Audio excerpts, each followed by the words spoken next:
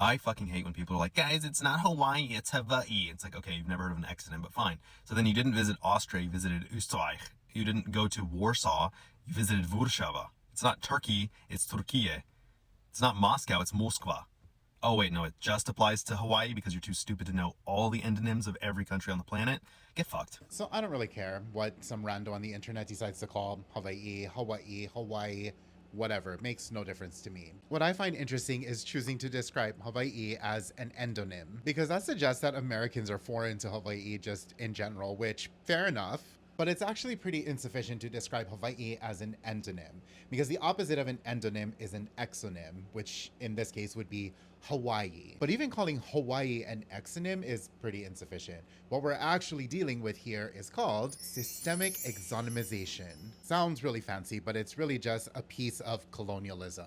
It is the process by which dominant cultures or institutions, like governments, impose external names onto people and places and cultures. So in this case, the United States imposing the name Hawaii and that pronunciation onto the Pai'aina of Hawaii. But the real hallmark of systemic exonymization is the way that the exonym Hawaii gets embedded in myriad forms, right? So whether it's pop culture or in government communication or any other way, that anglicized pronunciation of Hawaii becoming Hawaii is now the dominant name that America has basically assigned to us. And America is able to do this because they're a colonizing power. Funny story, the American missionaries that came to Hawaii and their children who became the sugar plantation owners, the ones who overthrew the Hawaiian monarchy? All spoke fluent Hawaiian. They said Hawaii. It was only when Americans decided that Hawaii was too difficult to pronounce that it became Hawaii. And the pronunciation Hawaii has gained so much legitimacy that